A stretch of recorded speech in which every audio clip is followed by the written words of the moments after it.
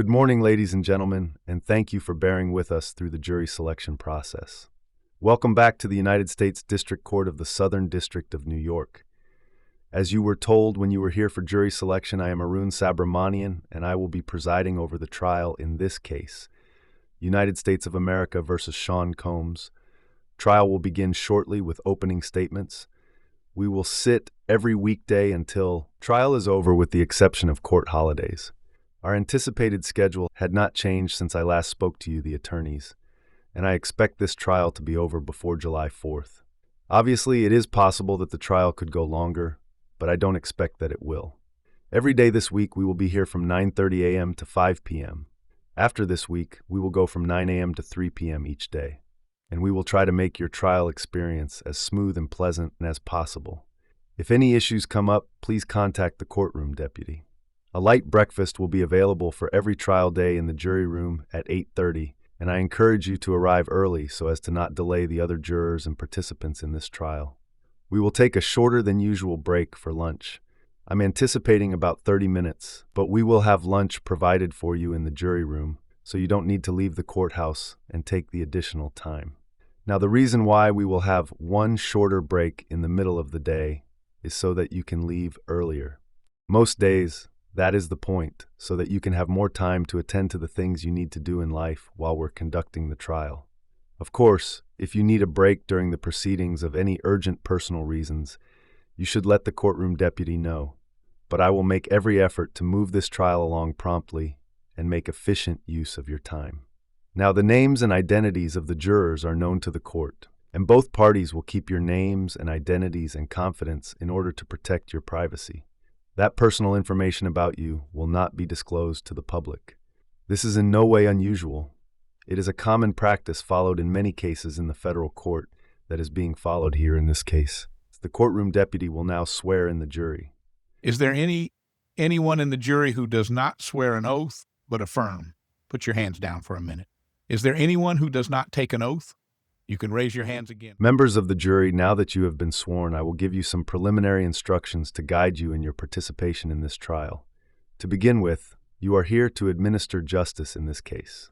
According to the law and evidence, you are to perform this task with complete fairness and impartiality, and without bias, prejudice, or sympathy for or against any of the parties. It will be your duty to find from the evidence what the facts are. You and you alone will be the judges of the facts. You will then have to apply those facts to the law as the court will give it to you. You must follow the law whether you agree with it or not. Nothing that I say or do during the trial is intended to indicate or should be taken by you as an indication that your verdict should be. The evidence from which you will find the facts will consist of testimony of witnesses, documents, and other things received into the records as exhibits, as well as any facts that the parties agreed to or stipulate to, that the court may instruct you to find. Certain things are not evidence and must not be considered by you. I will list them for you now. First, statements, arguments, and questions by lawyers are not evidence, nor are my own statements to you. Only the answers given by the witnesses and the documents admitted as exhibits are evidence. Second, objections to questions are not evidence. The lawyers have an obligation to their clients to make an objection when they believe evidence being offered isn't proper under the rules of evidence.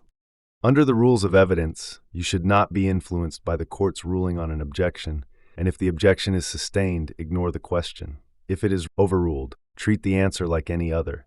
If you are instructed that some items of evidence is received for a limited purpose only, you must follow that instruction. Third, testimony that the court has excluded or told you to disregard is not evidence and may not be considered.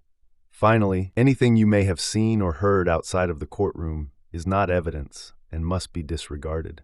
You are to decide the case solely on the evidence presented here in this courtroom. When you are determining the facts, keep in mind that there are two kinds of evidence: direct and circumstantial.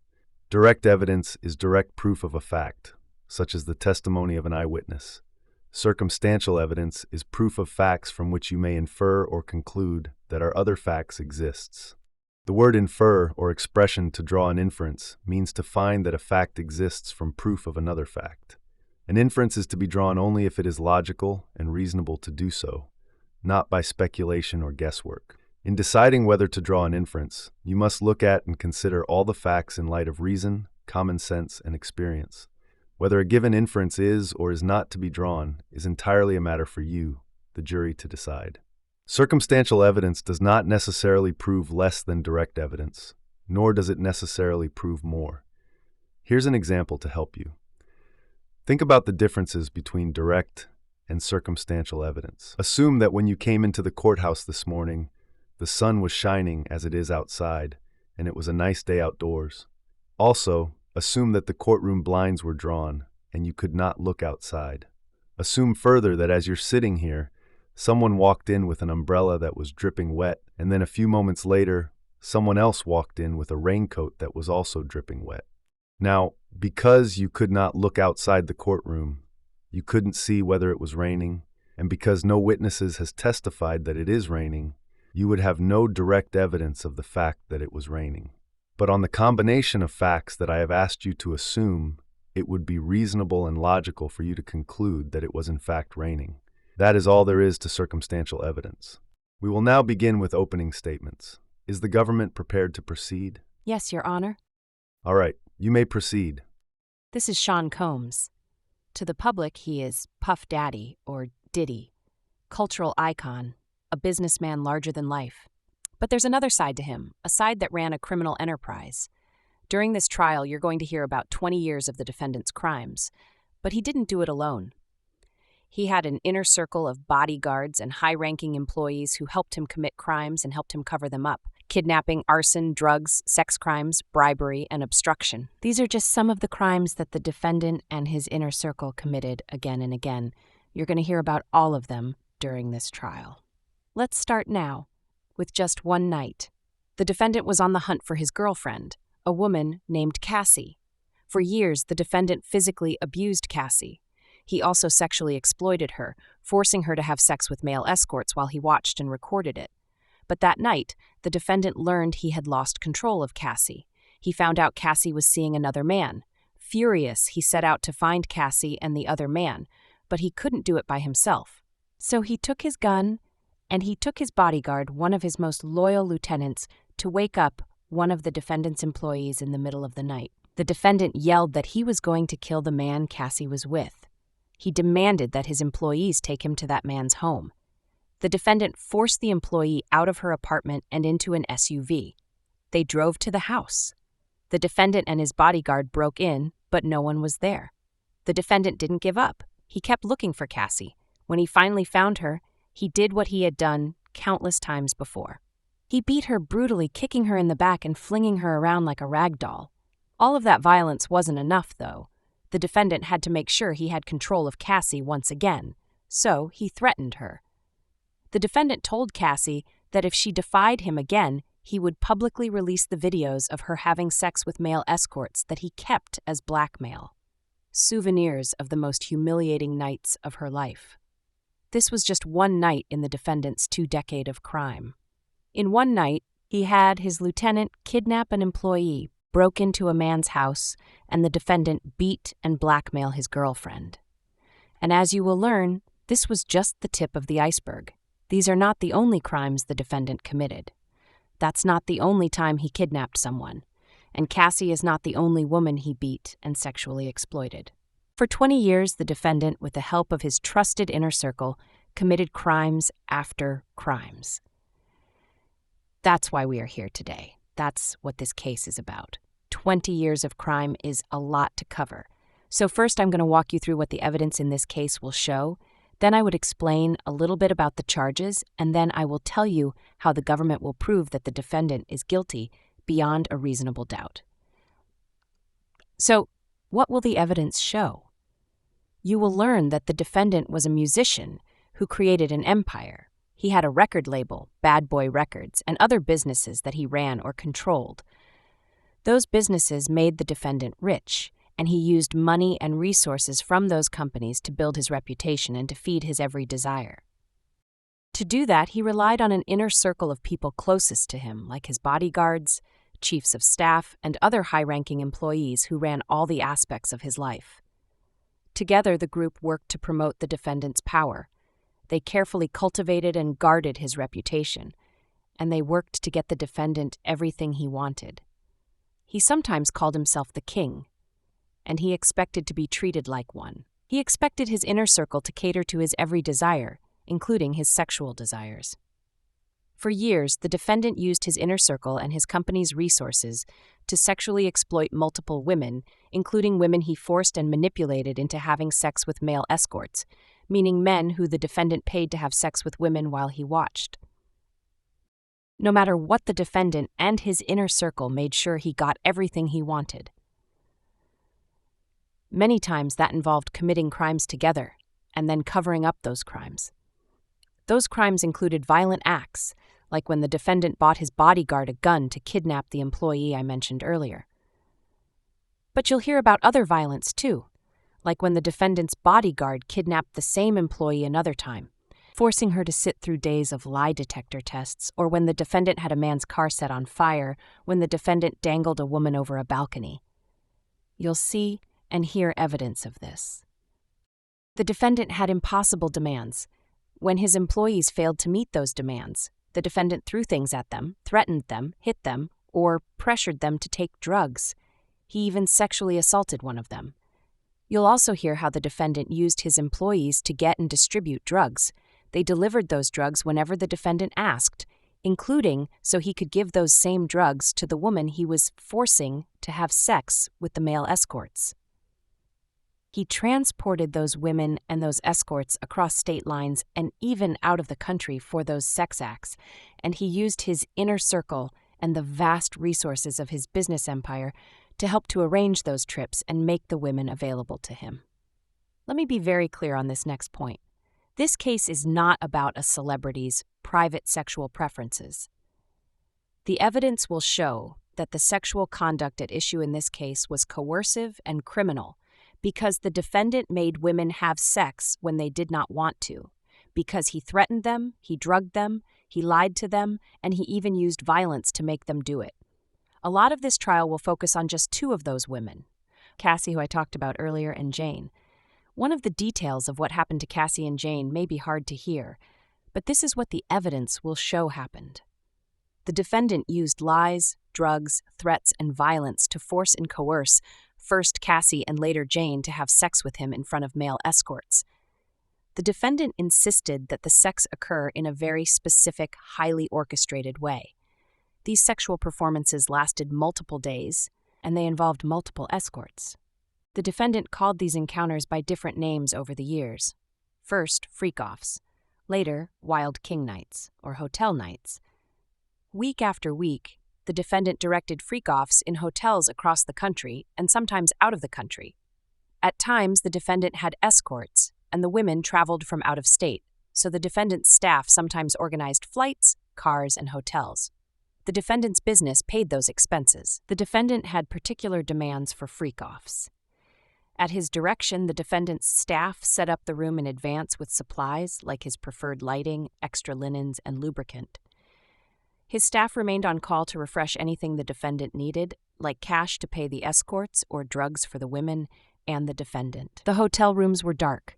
The defendant instructed Cassie and Jane how to look, to dress in lingerie, wear tall platform high heels, and have manicured white nails. The defendant selected drugs for Cassie and for Jane to take. Usually MDMA, also known as Molly or ecstasy. Sometimes those drugs made Cassie and Jane sick, but they also made the woman more uninhibited and sexually aroused. The defendant fed Cassie and Jane drugs throughout the freak-offs so they could stay awake and perform for him for hours and days at a time. Once an escort arrived, the defendant dictated every step of the sexual activities that followed the same pattern, and he expected the woman to enjoy themselves, to appear to while they did it. The defendant masturbated throughout the freak-offs and often video recorded part of them. Now I want to tell you more about Cassie and about Jane. Cassie was a 19-year-old model, an inspiring singer with a hit song when she met the defendant in 2006. The defendant was 17 years older than her and the head of a record label. Soon, Cassie was signed to a 10-album deal with that label. The defendant pursued Cassie, and within a year they were dating. They stayed together on and off until about 2018. During that time, Cassie tried to work on her music and on her modeling and acting, but the defendant made her turn down many opportunities. Instead, he paid for Cassie's cars, her apartment, and some of her day-to-day expenses.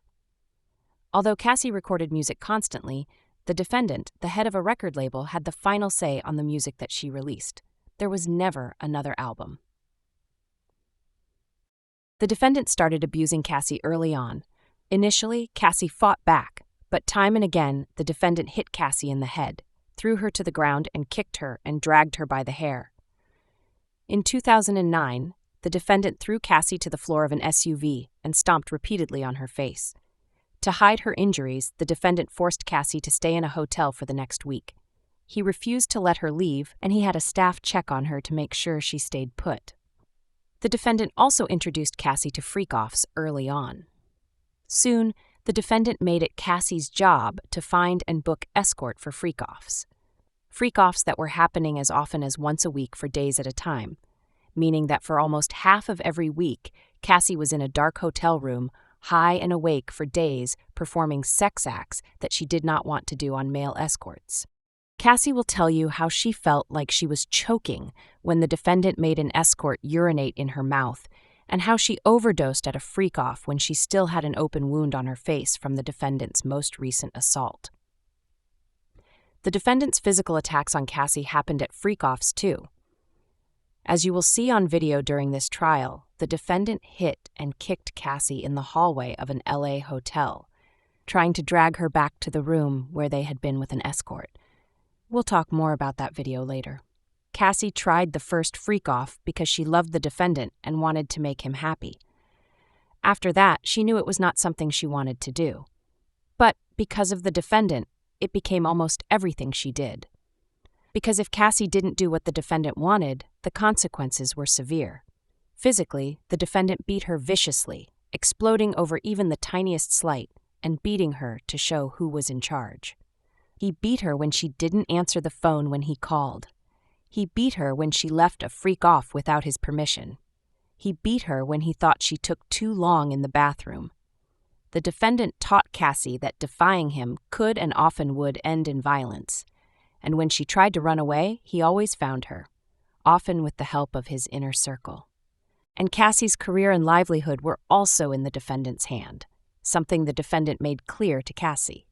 He told her he could destroy her career by releasing the videos that he recorded of her performing sex acts on dozens and dozens of male escorts.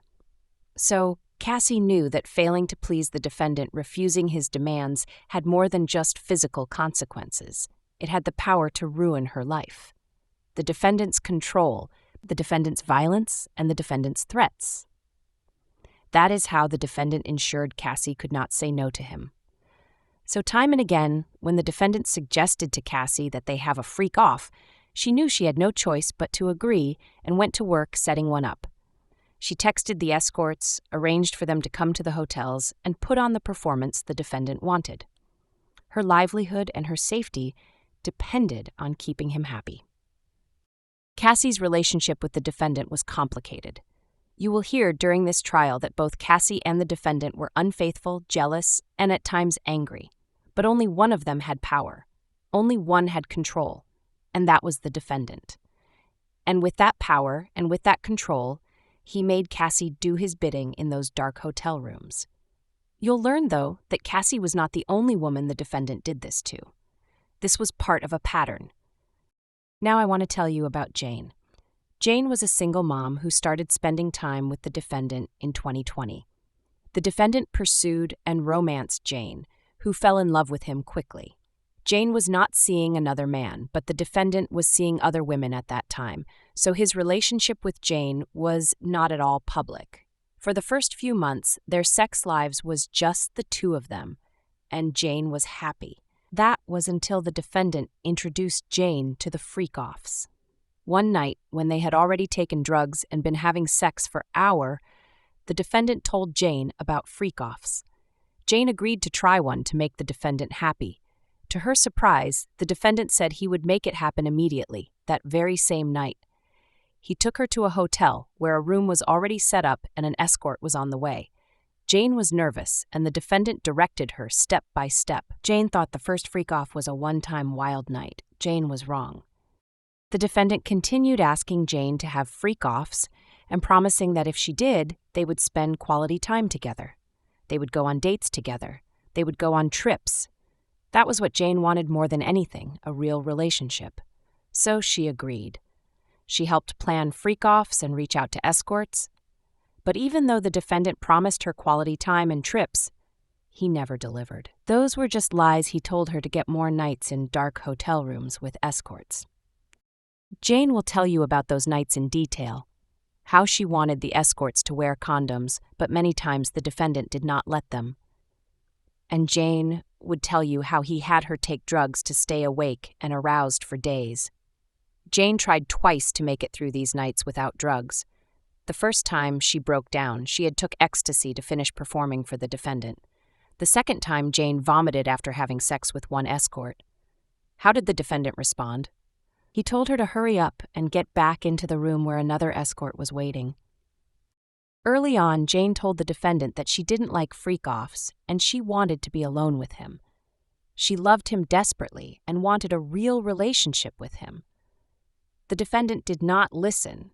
Feeling stuck and sick of the strangers the defendant kept bringing to these hotel rooms, Jane tried to assert herself in small ways. She found 2 men who performed in pornography, and she invited them to join the freak-offs. That way, Jane could at least choose the other man she was forced to be intimate with. Like he did with Cassie, the defendant eventually took steps to control Jane financially. The defendant wanted Jane available to him at moment's notice, and he discouraged her from working. Jane's income plummeted. The defendant gave Jane money and later started paying her rent for the house she lived with her child. That way, when Jane resisted the freak-off and told him over and over that she wanted to stop, he had the power to coerce her back into the hotel room.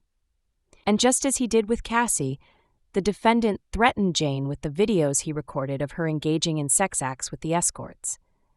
But the lies and the drugs and the threats were not the end of it. Not even a year ago today, Jane had the worst day of her life. The defendant came to Jane's house for an at-home date night. She and the defendant argued about another woman that the defendant had been seeing. Jane was upset and jealous. She had now spent years in hotel rooms for forced sex, while the defendant took his other girlfriends for dates and trips. Jane hit the defendant and threw things at him. The defendant became enraged, so Jane tried to get away from him and hide. She ran to her bedroom and locked the door. He kicked it open. She ran to her bathroom and locked the door. He kicked it open. She ran to her closet and locked the door. He kicked it open. She ran to the guest bedroom and locked the door. He kicked it open. She tried to run out the front door, but he grabbed her in a chokehold, lifted her off the ground by her neck, and kicked her to the ground.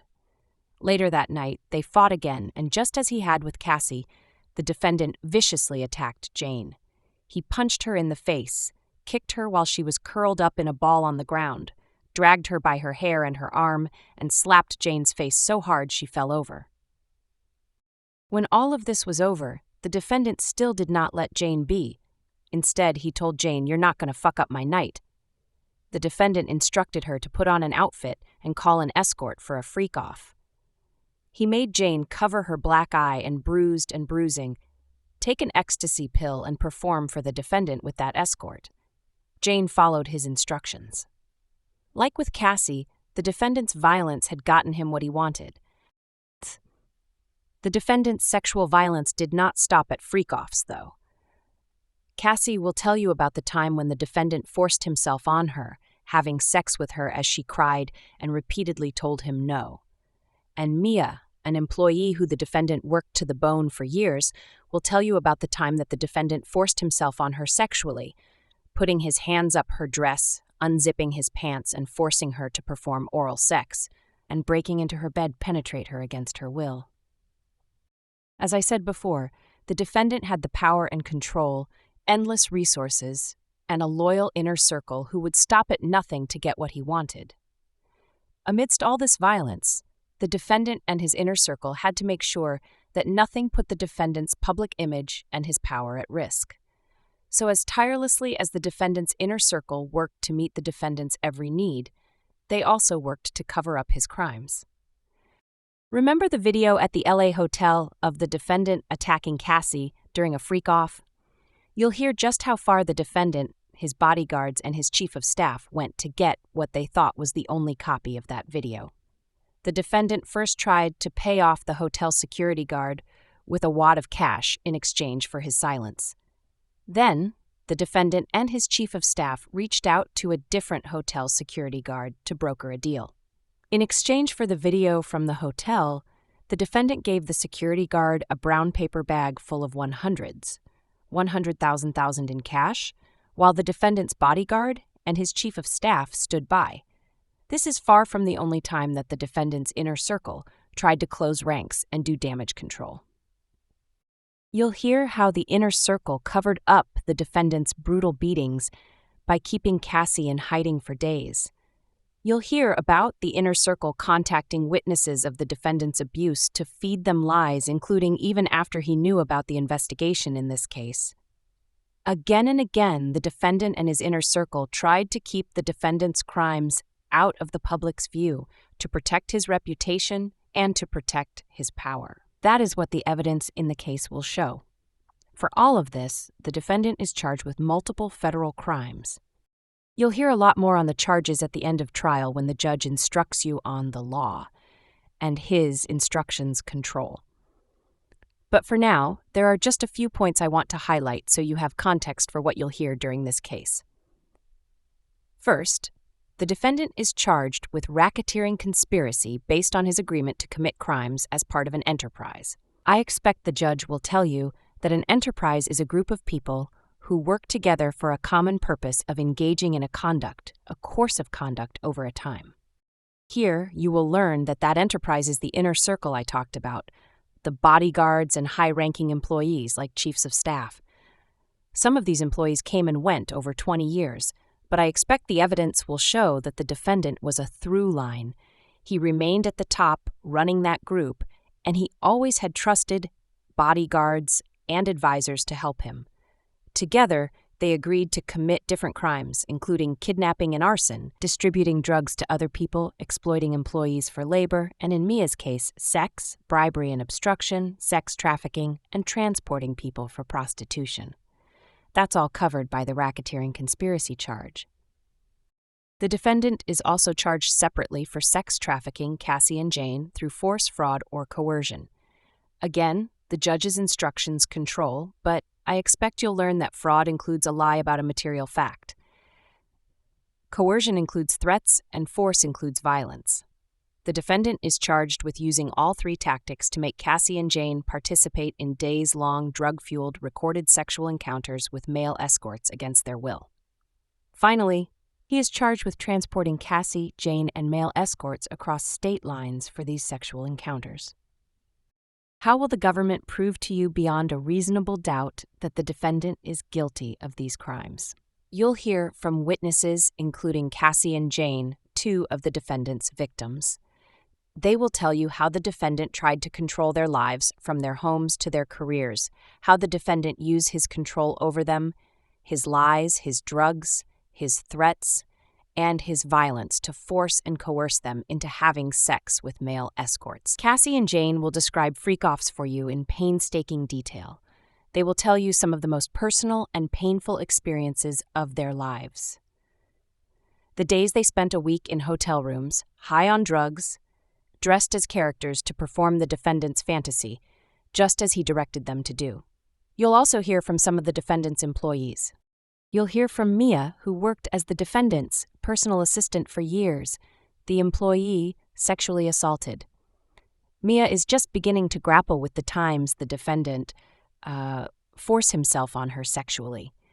Mia will also tell you how she could not talk about what happened to her until recently, how she wanted to take the secret of what the defendant did to her grave. You will hear from the employee, who the defendant coerced into that SUV with a gun from one of the defendant's chef and from other personal assistants. They will tell you they worked punishing hours and days for the defendant, at times without any sleep. They will tell you how the defendant ordered them to buy drugs for him, how they used all the resources at their disposal to make sure the defendant always had everything he desired, how they were expected to keep quiet about what they saw and what they heard in the defendants' homes. You'll learn that some of these witnesses and victims, including Cassie, have already received financial settlement from the defendant or have filed lawsuits against the defendant. But these witnesses will tell you that they trade any money from the defendant for not having been abused. You will also hear from some of the escorts who participated in freak-offs with Cassie and Jane. They will tell you how the defendant directed the sexual activities between the escorts and Cassie or Jane, down to the details of how they touched each other, the specific sex acts they performed while the defendant filmed it. You will even hear from an escort who saw the defendant assault Cassie and dragged her by her hair during a freak-off. You will see records of the physical damage the defendant and his freak-offs cost the hotel rooms where he stayed. You will see dozens of text messages about freak-offs, including messages from the defendant to his staff, asking for more cash to pay escorts, messages where the defendant tells Cassie what drugs to take and when before a freak-off, and messages from Jane to the defendant telling him over and over again that she did not want to do freak-offs. And you will see videos of some of the freak-offs, the videos the defendant used to blackmail Cassie and to blackmail Jane. These videos capture just small parts of these days' long performances.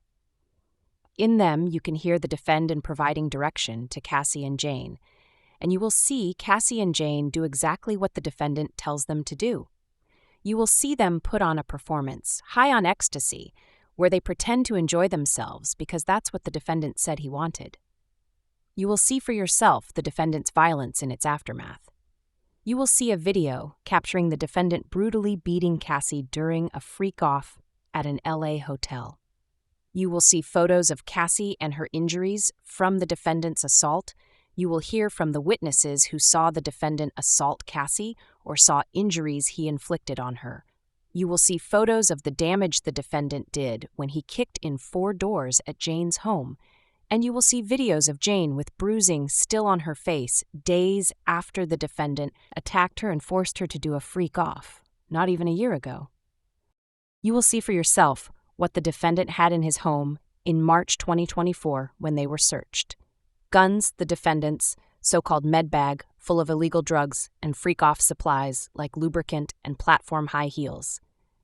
Finally, you will see and hear evidence of how the defendant and his inner circle worked to keep his reputation in his power tact for all these years. You will see the agreement signed by the hotel security guard barring him from speaking about the $100,000 that defendant paid him for the hotel security video. You will hear recordings of phone calls when the defendant called Jane after Cassie had filed a lawsuit. You will hear him try to manipulate Jane into saying she wanted to have freak-offs. You will hear him interrupt Jane when she pushes back. You will hear the defendant's thinly veiled references to continuing to pay for Jane's home in exchange for her silence. And you will see one text message the defendant sent to his chief of staff right after talking to Jane to make sure that Jane's rent would still get paid on time. The evidence will come in piece by piece, and it won't always come in chronological order. But by the end of this trial, when you've seen and heard all of the evidence, you will see how it all fits together. You will see how it proves that the defendant lead and controlled an enterprise that enabled him and others working for him to commit many crimes. How he proves that he forced and coerced Cassie and Jane into sex with male escorts, including by having them travel to other states and countries so those sex acts could happen. And you will see how all of these crimes and the empire the defendant controlled were designed to fulfill his sexual desires, to protect his reputation, to keep his power. At the end of this trial, we will have the opportunity to speak with you again. But between now and then, I would ask that you do 3 things. First, please pay close attention to the evidence. Second, please follow the judge's instructions on the law. And third, please use and trust your common sense. If you do all of that, you will reach the only verdict that is consistent with the law in the evidence in this case, that the defendant, Sean Combs, is guilty.